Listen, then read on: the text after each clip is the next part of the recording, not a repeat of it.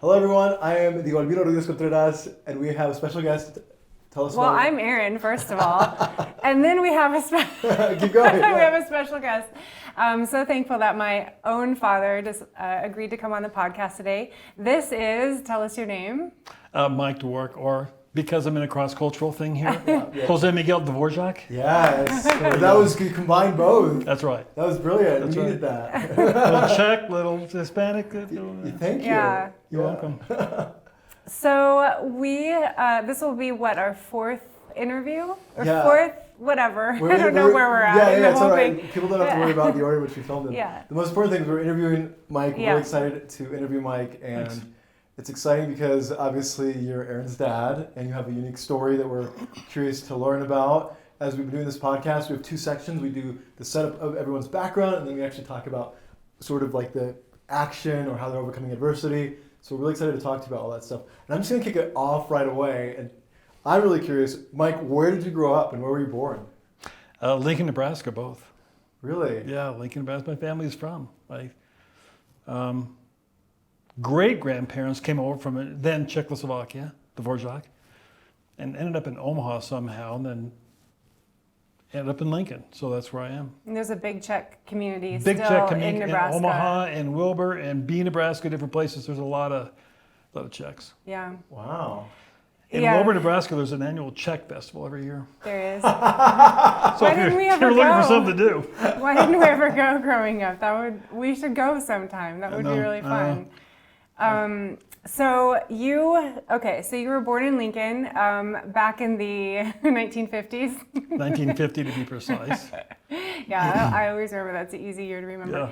So Diego always likes to start out with just telling us a little bit about your family. Where do you fall, like in birth order? What was it like growing up in your family? Every child has a different experience Sure. in their family. So where siblings? Yeah. Well, I'm the youngest of four. Okay. My sister's the oldest, domineering one. She's gonna love you for saying. I know. Well, she is. Even my mom says, well, she is kind of anyway. She's She's an organizer.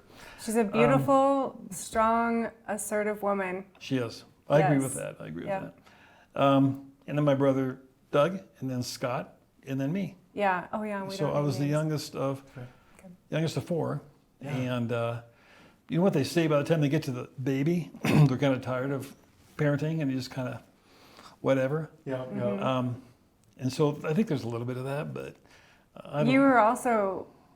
Go ahead. I'm sorry. No, go ahead. You were also very unique compared to the other three. I mean, I've heard my grandma talk about how then Mike came along. Yeah. Just wired different. Yeah. So tell us a story about about that. So you were different than your other siblings. So you think being the youngest played into that, and then also just personality. Honestly, I think it was just my way of trying to figure out my place. Okay. Honestly, when growing up, I never felt like I fit. I just didn't. Anywhere. No. When did And, that start? Did you always feel that way? As far back as I can remember. When was your first memory, by the way? Curious. Well, I do remember when I was 4. Okay. And my brother Scott and I were in the backyard of our house. We had plastic baseball bats, and some bird had fallen out of the tree. We thought, let's just go scare it. So we went to go scare it, and we killed it. Diego thinks that's funny. That's hilarious. I know.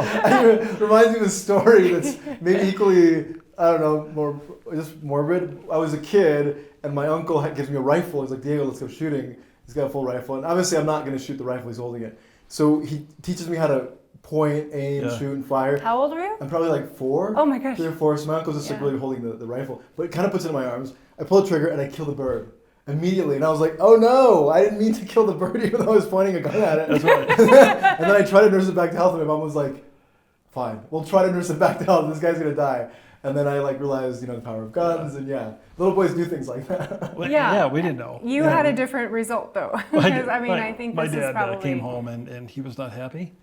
your And so, dad. Yeah, and so I got a spanking that to this day I don't remember. I still remember. Yeah, it was a metal spatula, and it was really harsh, and for something we didn't know we were doing. And I just remember something at that moment. This is my experience. Scott's is different. My brother, he was with me. No, it's different. But and how we respond, how we react, how we're wired, all that kind of stuff. My reaction is I just felt like something broke, and at that point, it's like, where do you go? What's that You kind mean of when stuff. you say something broke, you mean internally, like in your mind or your soul? I just felt like something split or something. And you felt like, so the result of you just sort of innocently doing like what you said, little kids Killed will an just animal. figure something out. The result of that was a seemingly traumatic event because it stuck with you your whole life. Yeah. And so for you, it was traumatic. Right. For like, again, I think it's interesting that you bring up that everybody responds differently to different situations, and we never know how we're going to respond until that moment of trauma. Right. And so I've heard this story my whole life. I'm your daughter, like we already think. And I've actually heard this story my whole life. And so I know that it was something that truly affected you in a way that you probably never understood until much later in your life. Right. And so I think that's interesting that that's one of your first memories was a traumatic experience. Well, and then from that point on, just trying to be the youngest and figuring out what's life about. Where's my place? Where do I fit? Because my sister was the queen. I mean, she was Dad's girl. And my two brothers were athletes, and they were star athletes. My one brother lettered in 3 sports all 3 years. Oh, wow. And so And that was a big deal because my grandpa, your big dad, deal. played for he did. sports. He was a big sports guy. And it was really important to him. And I didn't feel like I don't want to do that. So Did you not want to do that because you were trying to be unique, or because you truly aren't wired to be interested in sports? You know what I'm saying? but I became interested later, so I don't know. Later, so I'm just curious. Then I started working out and playing recreational ball with friends and stuff like that. But it's not like. But I do remember how sports played a role in, like we had softball teams and stuff like that, playing, so that I could be around Dad. That kind of stuff. And I didn't like it. Wow. But I did. My brothers played and stuff, and they were really good, and I sucked, and I knew it. You're also the youngest. Yeah. So you don't have as much experience. Right. Yeah. But anyway, so. Oh, when compared to the older, Yeah. So anyway, just trying to figure this out. What happened? What's my niche? How do I figure my place in this family? But but that was compounded with just your first traumatic experience of feeling where do you go now? That's. Who knows? There's other things because my childhood was just rough. I just I was in trouble a lot. They say then we had Mike. Yeah, then we had Mike. I remember a couple of stories that I heard a lot growing up. When one was that you, one was that you were really talented and you were conducting the preschool orchestra, right? 4 or 5 years old. At 4 or 5 years old. So you had this musical talent and this musical ability from early on. And then also, so that was kind of a cool thing about who you are. But then also I heard 2 other stories. Like one, didn't you get kicked out of kindergarten? Yeah. Yeah. So I walked out. He walked out of kindergarten. And why did you walk out? This is dumb. What did you think it was dumb? As a 5-year-old. As a 5-year-old. I don't know what it was. I was just restless from that point on. I've always been restless. You know that. Yeah, and so restless. I couldn't sit there. I got up and started walking. Now I got halfway home, and the teacher pulled up in her car and said, "Get back in the car." Really? I went, "Okay." So I did. This was 1955 or 56. Yeah, somewhere in there. Wow. So I'm just painting the picture for the people here. It's really, you're out there. You're almost like Dennis the Menace almost. Like you're doing a lot, and you've got a family that seems pretty picture perfect, and here comes Mike disrupting things. Yeah, we had a family brand. We did. And people told me that. They said, "Your family was idyllic," and I'm like, yeah. And it was hard to live with me in that space. Oh, yeah. And so there was a lot of rebellion. At 3rd grade, a teacher gave me a bloody nose. In 6th grade. A bloody nose? Yeah. Punched you? Yeah. And then in 6th grade. What happened? Why did I don't know. I probably did something. You were just mouthy or just. Yes. Okay. Yeah. I could. Okay. Well, you said you have a 6th grade story, but when was the story about the where you went missing? I can't remember how old I was, but I came home from school at lunch one time, and I didn't want to go back to school. So I hid in the garbage can, put the cover on it. You're young. I was young, and so they were looking for me. They didn't know where I was, and they were about ready to call the police. You know, they were desperate. Where's Mike? What happened? He get kidnapped? Whatever was going on. And then I decided, well, it's almost to that point of no return. So I just kind of peeked out and said, hey. and it was a toss between, I want to kill that kid, and I'm so thankful he's okay. Yeah. But just, stuff like that. And I don't know, it was sure it's negative behavior trying to get attention or something. But in 6th grade, I had a teacher, and he put 2 bullies next to me. And whenever he thought I was acting out, he'd count to 3, and they would haul off and hit me as hard as they could in each shoulder. And so that happened throughout 6th grade. So I hated school. Can I ask you something? I've heard that story my whole life too, and I'm wondering what it was like inside your mind and heart at that time. Were you embarrassed? Did it fuel you and make you more angry? Did the bullies take pleasure in hitting you? Yeah, they did. Yeah. Did the class laugh? Like, what happened? See, I don't remember those about laughing or anything. I just remember, I kind of been felt with shame and self-loathing a lot. So I probably just felt like I deserved this, and so you felt like you deserved it. Bring it on. Aww. Junior high and high school were rough. I got kicked out my senior year of a choir class because I'd been acting up so much. And finally, teacher heard something, turned around, and just said, Dora, get out of here. And I said, I didn't do anything that time. But I had so much leading up to it that I got kicked out 2nd semester of my senior year. I needed those 3 hours to have an extra hour to graduate. So the only thing that I think I did good in school was one day the typing teacher was in the hall, and these 2 bullies from another school were giving her a hard time, and I went down there and said, leave her alone, and what are you guys doing here? And they left. She remembered that, and she let me in her typing class, and I got a C, and I graduated. So karma was good to me that day, my friend. Wow. Yeah. Also, school system in your time is so fast and loose. Oh. You can come into my typing class. That's right. That's right. Wow. So I was thankful for that. You know. Then I tried So to you go graduated high I school. did, barely. And I tried to go to the university, and I got kicked out of the university. Why did you get kicked out? Well, this one guy took my guitar, and it was in his dorm room, so we broke in the dorm room and took it. So you got kicked out for that? Because I Did he broke get into kicked their out? dorm. Yeah. He got kicked. No. So that was one incident. There was a couple. So they had a student tribunal back in the day, and they met, and they said, let's just go away. I was failing anyway, so. You probably wouldn't have done the 4 years anyway. No. You weren't interested. No. So were you going to college because that's what your family was That's what you supposed do. to do? Yeah, Is what you do? Yeah. And so there was no conversation about who you are, what you would like to do? No? No. So you played in a band though also. Was that in high school? I did. Or? Yeah, it was in high school. And here, on the flip side, it's really interesting because I think about my relationship with Dad was rough at times. But I remember when I was 10 or 11 years old, it came upon him to say, let's get Mike a guitar and give him some lessons. And so they bought me a guitar, and I took one lesson. I just took off and self-taught.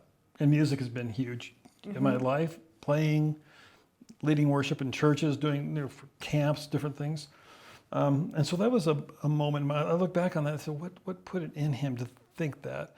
Because otherwise he didn't really engage with you much. No, not that much. He tried, but he didn't know how. He didn't know how. And I remember, and again, well, yeah. I'm kind of curious. So, what did your siblings become? Did they become doctors, lawyers? Well, my sister married wealthy. Well, she went to college. She did go to college. She became an educator, and she was Yeah, a she's teacher a for many, great many teacher. years. Yes, she went. Phenomenal teacher. Yes. And anybody who has been taught by her will tell you that, homeschool or otherwise. She's really good. And then other brother is a dentist. My other brother followed my dad into dentistry and took over his practice, and his son took over his practice. So there's Lots of generations. I have a nephew who's a dentist. So there's. And then a second cousin now who's in dentistry. Yep, Yeah. Yep. So. And then my brother Doug, different things like me. I mean, we had a Christian bookstore for a while. We worked together in it, and then he worked for different organizations for the last, gosh, I don't know how long. 10 to it's been. 15 maybe years? Yeah, probably. 15? He's really helped establish and build this anti-trafficking organization called Love Justice. Yeah. And done an incredible job of funding that thing and building partnerships. He's really been terrific. Wow. So yeah, there's just a lot of, it seems like success. Well, and honestly, you know, I don't want to talk about spiritual journey, but you know, something happened when I was 20, and then I met Ellen's mom, or Erin's mom, Ellen, in high school, and I was the rebel, and she was attracted to that. And she was a gorgeous blonde. She was. What does that mean, Erin? It means You can appreciate edit an this part out attractive if you blonde. want. No. yeah, like I like this story. So wait, there's a couple things happening here. I want to hit on 2 points of the story. So let's talk about, so you kind of graduated high school and then there was college thing. But in high school, when did you meet your now wife? When did you meet her? I think I was a senior because we both transferred to East High. You went to She was high at school University there. High and I was at Southeast. Yeah, We both and that was the transferred first to a year new that school was there. Yeah, 1960. And do you remember? Your senior year in high school? Uh-huh. Wow. Do you remember seeing her for the first time? Of or course what? I do. What? Tell me about that. She walked by me and she had an incredible rear end. Yep. So He said, I walked up to her and I said, "Hey, I'm Mike, and you have a great butt." he said said ass. You said that to her in the 50s. Yeah. And didn't you say you're gonna date Well, I'd been me? 68 by then, so But still, it's quite progressive. the 60s is 60s, maybe yeah. Okay. whole so different. The 60s, that was Yeah, you could whole do different that. deal. Okay, got it. And not much I think happened, but I remember. Wait, how did she respond? Was she just like, "Thank you," or was she just like, "Get lost"? I don't know. I can't remember that part. She probably loved it. Yeah, she probably secretly go, really? I'd have to ask her if she knew who you were yeah, before then. I she don't did. know. She did? Yeah, 'Cause because who didn't know about you? Notorious. I was in trouble. I mean, I was in trouble a lot. So you were like a bad kid, bad boy type of I was. rebel? Well, because now imagine, like, he's in a band. He's did you tour in high school? We did. So this is And it was like the kind of like, wasn't everybody doing the Beatles kind of thing Yeah, back then? we're covering a lot of things. We won some competitions. You know, Wow. Yeah. so it's pretty cool. So you were like a troubled young youth, sort of rock In a star band. guy in a band in Nebraska, and you Which have is- this Well, reputation. my junior year in high school, my parents really didn't know what to do with me. Yeah. And so this band in Columbus, Nebraska said, "We really need to play with us. Can you be in our band?" So my parents said, "Why don't you just go up there and live with them and go to school as a junior in high school?" What? Because they didn't know what to do with me. Well, and I remember when they used to do commercials on TV about the different towns in Nebraska, and they were featured Columbus, and my Yeah. dad said, "Oh, I hung drunk from that water tower once when I was in high school," believe and I'm him. just like, Yeah. "What were you doing drunk, hanging from a water tower?" I don't know. Just, So you- just self-destructive behavior. Self-destructive, I mean, honestly, yeah. we laugh at this stuff, but Yeah. it's a restless life of just trying to figure out how do I numb myself and how do I get Yeah. through this thing. So, Yeah. um, But you met Ellen, you met my mom, Yeah. and then did you start dating immediately? No. You were 18. yeah, and she graduated and then went to Midland College She went to college, yeah, for a outside of town. Then she was back for homecoming game, and I went. This has been in the fall of 69. Okay. Yep. So I was there with my dad, and I saw her, and she walked by, and she had a leather fringe coat on and long blonde hair. And Diego, it was like time stopped. You ever seen those movies where everything around is My mom was fuzzy? quite beautiful. Yeah. She's stunning, and it's slow motion. That's how it was? That's how it was. Really? And I'm like, so I went down there, and she knew me, and I said, "Listen, I'm going to take you out next Friday." And she said, "Well, I'm seeing someone." I said, "I don't care. You tell them no. I'm coming to pick you up, and we're going out." And Love it. and That explains Erin so well. yeah, How so? You're just like, "Let's do this thing, Diego. We're doing it right now." that's right. Is I've that got how something in I mind. am? Yeah, Yeah. so let's get to it. Type A? Well, I don't know if I can. Yes, you can. I'll come. I'll be there Friday. Pick you up. And so our first date was, I think, November 3rd. We got engaged January 3rd. We got married March 20th. What? I never knew that you got engaged that We fast. actually went to prom or homecoming and stuff when I was a senior. Okay. But that we didn't. Yeah, right. Whatever. So it was like, It's so fast. and see, we were 19 and 18. We came as damaged goods. Yeah, my mom has We that. didn't have any idea what we were doing. We were immature. But you were in love. I thought I was. I didn't know Right. what love was, but I thought I was. I just knew. You had to be with If you'll her. have me, no one else will, honestly. Mm. And she would. And and when I proposed, she literally said, "I don't know, let me think about it." I'm like, But that was like a month and a half after you just started dating. pretty much. And just, so you were upset that she needed to think about it? Well, you knew, right? You probably knew. You knew right It's away. me. Yeah. Why would you say no? I think that sometimes guys know that Yeah. on a level that's hard to understand from a woman's standpoint. I think that yeah, on some level, you just kind of, as a guy, you're like, oh, this is the person. Sure. It's very clear. Sure. And then anytime that you're not engaging in pursuing that, you feel like it's wasted time. Yeah. So like, I've already made my choice. Yeah. For guys, it's not like, do I not? It's like, okay, yeah, that's the person, let's move on. But for women, there's this, well, like, yeah, I think that's a very classic, we talk about masculine, feminine a lot. I think it's a very masculine, feminine dynamic. Because for the girls who I've liked, it's been very clear to me, I'm like, oh, this person, let's figure this out. This is the person to do it. Yeah. There's no hesitation. And whenever I've acted on it, it's resulted in things backfiring. I'm glad. It's you, not me. Well, yeah, but I'm glad it worked out for you. So it worked. Well, it was different, and we honestly didn't know what we were doing. And so we got married at 18 and 19. I don't know what I was doing for work, cleaning for Ellen's dad. He had a cleaning odd jobs. service. But when did you go to? I'm sorry. Well, go this ahead. is the key part, because another one of those moments with my dad. I was working part-time at a radio station, just an AOR, album-oriented rock station back in the day, and liked it, and he picked up on that. And he went and talked to one of his patients, was one of the main guys at the top AM talk station in Lincoln. And he went and talked to him and said, I think my son might be in radio or whatever, what should you do? And he said, well, he should go to school in Minneapolis, St. Paul, and get trained. And so Dad came back and told me that. He moved us up there. I went to school. He paid for everything. Mm-hmm. But he had the insight to say, I think you'd be good at that. And he got me what I need. And that seed, honestly, that seed launched me into radio, into media into marketing, which is a lot the same, audience, content, how do you reach them, all that kind of stuff, into development, fundraising for nonprofits. I mean, it was in my DNA and how to tell a story. And so you didn't feel like you had to go to radio school because your dad said you had to. Actually, you were like, this makes sense. Yeah, and I went there and I was top of my class and I was voted the class program director. So that's interesting. Because I found my place. It's interesting. You found your place. Yeah, and it was because Dad had the insight, went and talked to one of his patients and came and said, here, let's do this. I just want to pause here real quick because it's such a fascinating, I think with our whole conversation, really thinking about father figures from the archetype to like real life dads. And so you have a dad, you're not getting along with him. Right. Majority of your life. Right. You love sports, you're not great at it. Not necessarily because maybe you aren't aptitude, you don't have the ability for it, but you just aren't doing it. But then he has insight to be like, okay, my son needs something. And he's able to say, he probably had been keeping his ears open for years. Like, what do I do with Mike? What do I do with Mike?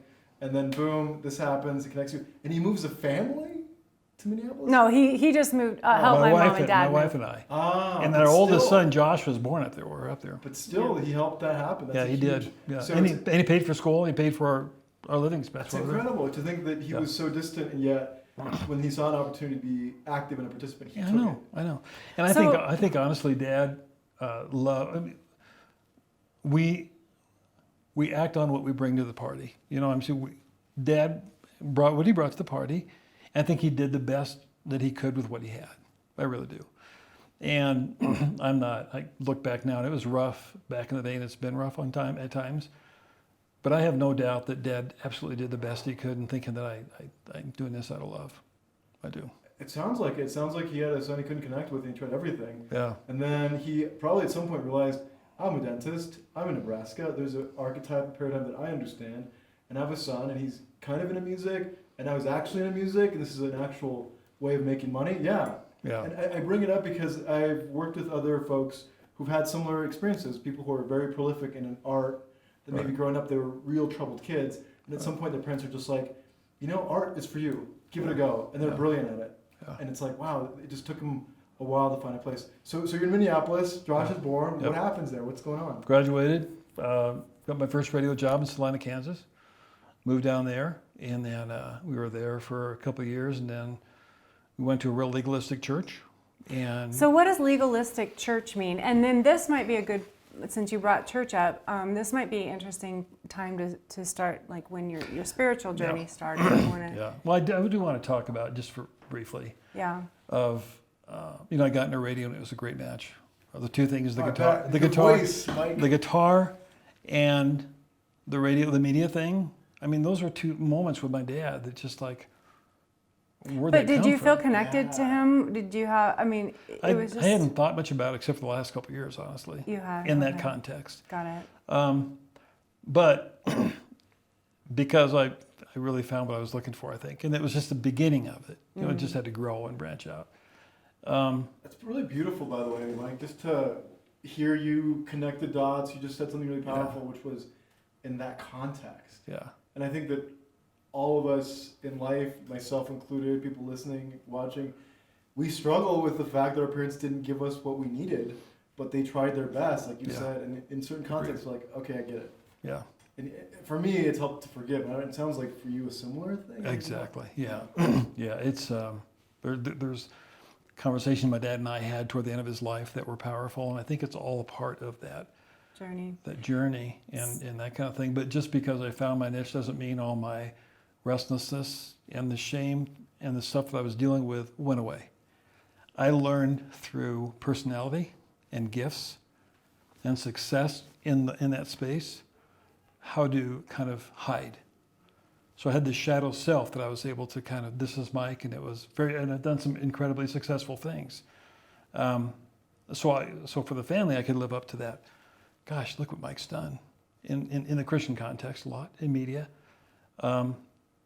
But in the back, we'd move every 4 years because I kept thinking, eventually they're going to find out who I am. They're going to find out how I really think and how restless I am. And, you know, my demons and all that kind of stuff, they're going to want me to go anyway. So I would always be looking, right? Yeah, I mean, that's where.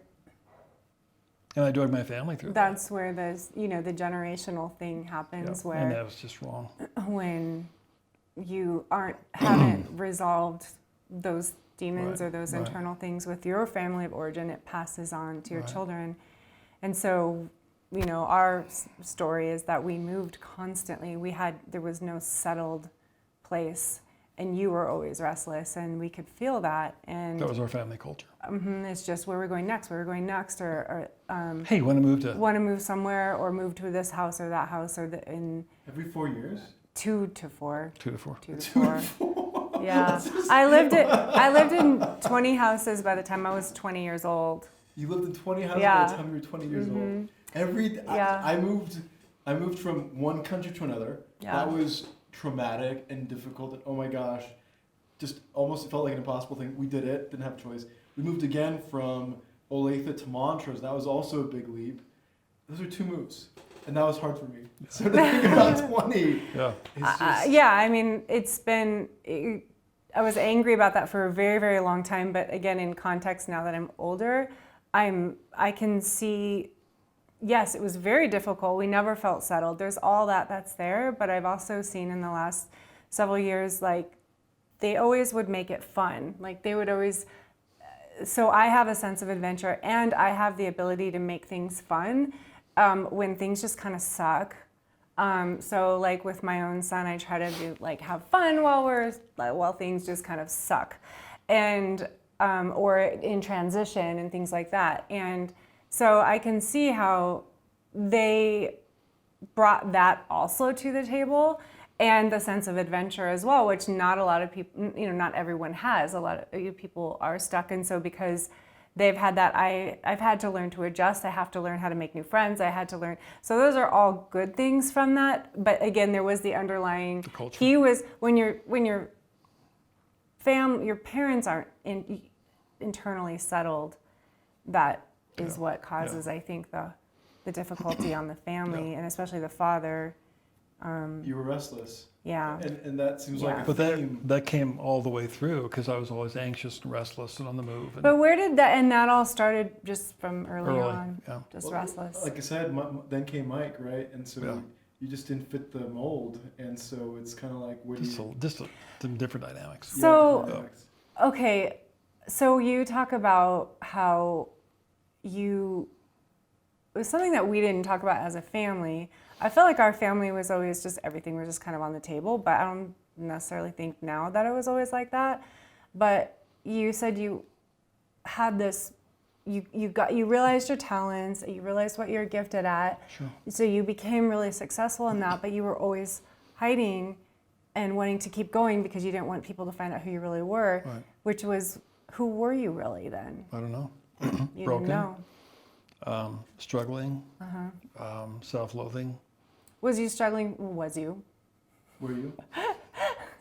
Were you struggling with identity, or Yeah, I with think so. love? With Sure. what? Yeah. Yeah. All of the above. All the above. I mean, it's, I mean, literally, when you're, yeah, I created this. I mean, we learned this in the garden, right? In Genesis. Yeah.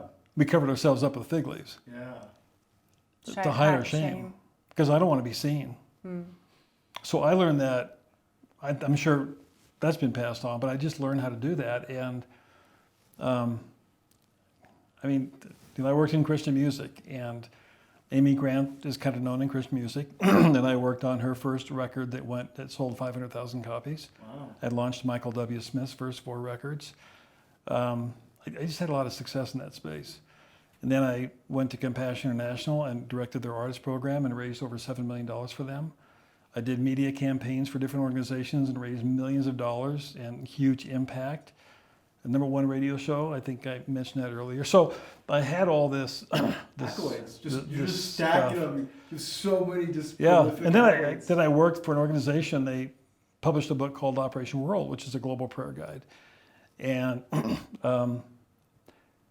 it's an expensive book, and they didn't know how they're going to sell it because things had changed since the last version came out. And they said, Mike, what are we going to do? So I created a whole marketing model, different, how to engage in the content, all that kind of stuff. And we sold out of 130 copies in 2 months. Brilliant. So it's just like, and then we sold the imprint to another company. They bought it because of the Operation World piece. And when we were meeting in their offices and said, what outside organizations you work to put this marketing plan together? And it was me in a room for 6 months. They said, you're kidding me. So I'm thankful that I was able to use my gifts and talents that way. And I know my talents and my gifts, experiences, all that kind of, I know where that comes from. You know, God gave that to me. But to be in a position to be able to use it and succeed was meaningful. So I did all that, but I found that success intoxicating. It sounds like you had almost a double life. Yeah, it was. Like you have this veneer of success in the highest way possible in the Christian realm. Yeah. So you've got artists who are well known. You're also raising massive sums of money for organizations. Yeah. You're not happy though. No. What's going on? I never felt like I fit. I didn't know that it was intoxicating. Oh, it was addictive.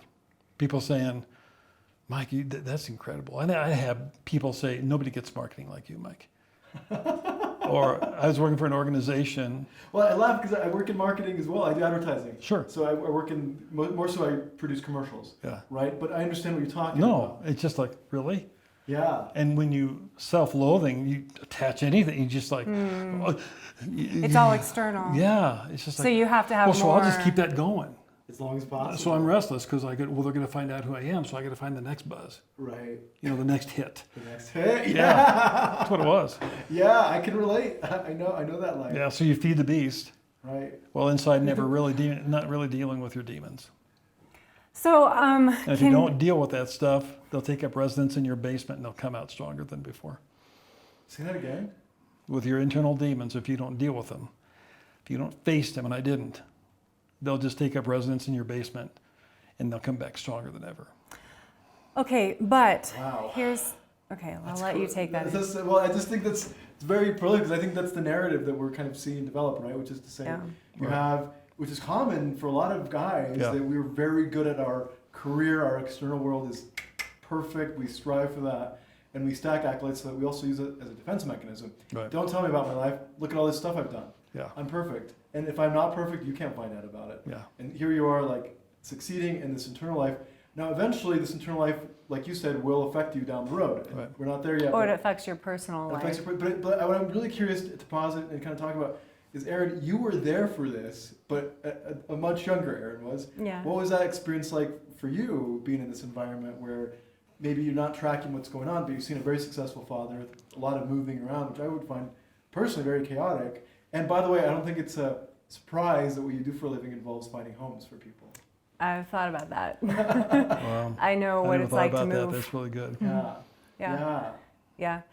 How old were you when you had me? We were born 1974, so I'd Don't tell them. Just kidding. do the math. So I'd have been. Weren't you 22? 24. Wow. No, because. I was 22 when Josh was born. So you were married. Okay, yeah. 21, right. 22. Yeah, got it. Okay, so Yeah. 24. So you were 24 when you had your second child, and you had been married for 5-ish years. 4 years. 4 years. Okay, so first of all, what was it like to have a daughter? Good question, Erin. How did it? Where were you at in thinking Omaha, of becoming a dad and Yeah. to a yeah? We already had Josh, so Yeah, my brother. and so we had him for a couple of years, and then Mom got pregnant with you, and you came 3 weeks early, Yep. ready to go. On April 1st. Ready to go, April Fools. Yeah. Yeah, ready to go, and that hasn't changed. I agree. Early and eager. Ambitious. I agree. Yeah. Let's go. Yeah, that's right. And so it was really interesting because then we didn't know if you were colicky or just intense or what or both. But as a baby, you would cry a lot and you would tense up so much. And I would try to hold you and soothe you. I did. And it was just like, so we finally just laid you on a bed and put pillows around you and left the room because we thought, she's got to learn how to self-soothe. Because I'm not. You just abandoned me. That's when all my abandonment issues There's your started. abandonment issues right there, right? But you tried to soothe Oh me my and gosh, nothing would over and soothe over, me. yeah. What was wrong with me? You were just intense. And I didn't know if it was because you were 3 weeks early. Maybe your nerve endings weren't complete. yeah. Maybe the neurological system hadn't matured Did to it the point stress where you you were out? just like, yeah. So when you would abandon me on the bed, how long Oh would man, that sounds harsh. No. How long did I cry? Did I ever stop? I think 4 or 5 weeks. No, I mean like an No, hour. I'm kidding. Oh! That's a joke. Like was it an hour long or 2 hours? Or like, I don't know would I how just long cry, it would, fall how long it asleep? would take you. You wear yourself out and fall asleep. So that's, Wear yourself out. which is normal. It's kind of like you wear I'm still the I same. just feel like it's. wear yourself out or those around you and they got to go take a nap. For the people around me. I think there's a lot. I'm so sorry. Are you getting this now? There's so much truth to that, Erin. I love you so much. Well, but it's not just you. With Josh, we were so young, we didn't know what we were doing. He'd cry. So in the middle of the night, we couldn't get him to calm down. So we'd get in our car and go on drives like at 2 a.m, and he would fall He would asleep fall in the asleep car. for that. So And you then found come his back in. solution, Yeah. but mine you never found. Well, you did though. Yeah. Just leave me alone. We'll let you wear yourself out. I see. It worked. Yeah. I mean, what's interesting is that you tried, and that seemed to be a theme as I was growing up, which was that I would often, or sometimes maybe you have a different recollection of how often this happened, but I would have big emotions, Yeah, you would. and you would spend hours with me trying to get to the bottom of what was wrong. Yeah. And that was something that I think I did appreciate growing up because I didn't always know what was wrong. I just, now I know more about myself. I'm highly intuitive, I'm highly sensitive, so I could have just needed a good cry. Well, and for me as a dad, Yeah, I wanted to find out because I wanted you to be okay. Yeah. Because I love you. yeah, I mean, I did. I was a broken man, a broken dad, trying to do the best I could. yeah. And that's not just aren't you special, but because whatever. Mm-hmm. But I do know that even that space, I look back on it now and I think I should just been there and held her. I don't have to fix anything because we're not sure what to fix. Oh, And if I'd have just been present, it might have been different. I don't know. yeah, I mean, we don't know. I mean, I just always remember hearing you, like if I would, you would always be able to tell if I needed you to come talk. And I, in the one house, I would listen for your footsteps to come up the stairs and I would be like moody and and you would sit and you would ask me what's wrong. I don't know. And you'd just sit and, well, is it this? I don't know. And then you keep asking and then eventually you'd hit on it and then I would just start to cry. And then that was the thing that was bothering me. We could process. Yeah, and you would help me, and that was something that was really great. And so, so there was a lot of, I was intuitive, and I did sense, and there was a lot of chaos in the home with a lot of different reasons. And I always knew from a young age that you were never content, because you could never sit down long. You were just intense. You were really intense. Yeah. And that, you know, was stressful as young children because you just make up all sorts of stories in your mind about what that means about you, you know, yourself and all that. I understand that. But one thing I also remember when I was little, and going back to your guitar playing, is one of my favorite things ever is listening to you play your guitar. Mm-hmm. And when I was little, you would sit down in the living room and you, I don't know if it was self-soothing or why you just enjoyed playing, but you would go often and just get your guitar out and start playing, and I would hide in the hallway and just just listen, and I'd probably be crying because I love music so much. And still, like when you would like lead worship or whatever, my favorite always was just you and you're singing in the acoustic guitar. And yeah, I didn't want you to see me listening, but I would just always like make sure I was in the hallway hiding. Why didn't you want him to see you listening? Oh, I'd probably just cry because that music really moves me, and maybe I don't know that I know why. Like, hey, Dad, I'm here. I'm listening to you play music. It's great. Were you supposed to be asleep, or what was going on? No, I don't think I was supposed to be asleep. It could have been like on a Sunday afternoon or something. Maybe you just thought that I was kind of doing it and I was in a moment and you didn't want to interrupt that. Maybe, I don't know that I have space. any I don't thoughts know, about yeah. it. That's what I did. You know, and the other part of this is too, looking back, I had a wife and a daughter who were both empaths, and so very insightful, very intuitive. I didn't know what that meant. I had no clue. You didn't know what I that didn't know meant? what that meant or what that was about, so I didn't know how to parent that or necessarily Or listen to it or nurture honor that it. or listen to it or honor it or validate it and that kind of stuff. It's different now, but It's also a lot to take on because you're dealing with your own things. Yeah. You've got to pay for the family, breadwinner, and hey, you've got people who are so intuitive empath that you're going, oh, do I have the energy for this? I kind of don't. I need to not deal with this. I can put myself in your shoes and say, yeah, I'm not dealing with this. I'm going to go play the guitar and go to work. Because in a way that's, I'm not saying that raising your children isn't important, but being the breadwinner is more important. Yeah. And so you're put in a spot where you have to do that. Yeah. And that can be, I think as a guy, stressful. And it's something I think about a lot in being a father because it is a lot of work. It's not easy, and it sounds like you're doing the best that you can. So, okay, you're at this point right now in your life where you've got Erin, right? Jesse is on the way. 4 years later. 4 years later. At this point in your life, do you look at your life like, hey, I've made it? Like No. I'm here? No. Or where are you? It's me. Come on. No. I mean, I was just like, I didn't know what that meant. I didn't know enough about myself to say this is where I'm going or this is what it means to me. You weren't reflective No. at all. I was just on to the next success so that I could feel good about myself and hide behind, that deal. So personality and profile and all that kind of stuff. I mean,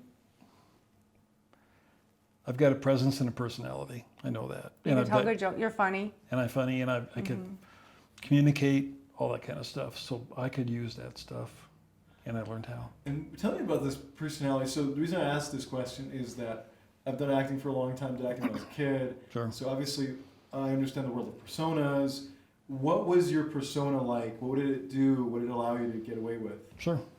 I was smart enough and witty enough that I could never let anybody get close to who I was. So even if they might ask questions or kind of be there, I could just Deflect. humor. Then all of a sudden I own the narrative. Ah. They don't, because if they do, I'm vulnerable. So it was that awful inside of yourself that you had to keep, because what would happen if you It's like any addict, you gotta. Yeah. Well, what would happen if anybody got too close? How would you have, it never happened. No. It's interesting because along the way, I remember the first time we tried to go overseas with HCJV, and they had you meet with psychiatrists to see if you're emotionally and mentally fit, that kind of stuff. And I met with this guy, and he was brilliant. I really liked him. But afterwards, he looked at me, and this is true. He said, I don't know if I'm looking at the next president of HCJB or the next serial killer. Wow. Wow. So there was something he saw. Yeah. I remember going to a pastor one time, sitting down just going, I feel broken. My brain doesn't work. I just feel whatever. Tell me what's wrong with me. And he looked at me, he says, where do I start? And that was painful. That's horrible. Yeah. That's awful. Yeah. Did he get any further, or they sort of just give you? No, I said, really, I don't know. You know. When you say your brain, I never heard you say that until recently, that your whole life you felt like your brain doesn't work. What does that mean? Just because I couldn't get things in sync to say, this is where I'm headed, this is who I am, this is how it lines up. You know, I just felt like I was always scattered. And there was a part of me, like, basically I was so ashamed of who I was. And like, I didn't fit my family. I didn't fit anywhere, kind of, honestly. And so I forced myself in a lot of situations to try to fit into that work culture or whatever it was. Some were more natural, and then it was natural, then something else would happen where I would be asked to leave. Like the radio station, I had the #1 radio show in the market. And before we went on, my program director said, if you hit these numbers, we'll give you this much raise. And so I said, okay. So after the ratings came out, I went back and I said, so remember we had that conversation? He said, I'm not going to give you a raise. Why should I? So if your ratings go down, should I take money away from you? Oh my God. And I said, that's not what you said. And so, confusing. Long story short, I left. He came back years later and said that was the biggest mistake he made in radio. But hindsight. So it was just like those kind of things. But happen. even so, you say you never felt like you fit in or belonged anywhere. No. And that was not any messaging you got from family, or was it? Or was it just that that's how you were born somehow? I think it's Do you partially, think it's spiritual warfare, like kind of raging on your soul? Because we haven't gotten into the whole spiritual side of things. I think anytime you go through trauma, there's a dynamic of spiritual warfare. I absolutely agree. Trauma opens up the doors to all kinds of stuff. And the impact of trauma is cellular, and it does not just go away on its own. No. Shame does not go away on its own. I took this class online with Dan Allender, who's brilliant. And he said the reality of it is with shame is I've dealt with shame, I'm dealing with shame, and I'll continue to deal with shame. It just doesn't go away. And I didn't know what that looked like and all that kind of stuff to be able to say, oh, I can identify this behavior as shame-based behavior. Because you didn't even have the word shame, probably. No, I didn't have any, no help.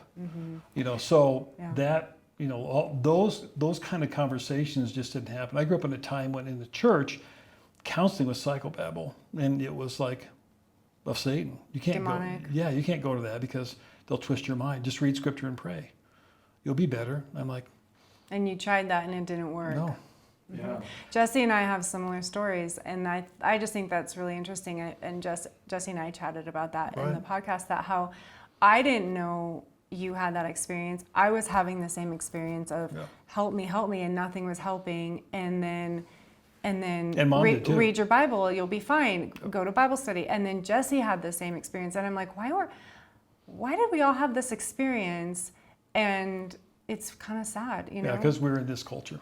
I mean, it was a church culture at the time, Okay. and continues to be, I think, to a certain degree. But Mom had the same thing. So it was. So anybody, I think, at some point where you have to look in the mirror and just said, "Here's your reality. What's going on?" And then you really got to step up to the plate and start working on your stuff. Yeah, let's pause right there though, because that's going to be. Yeah, it's fun.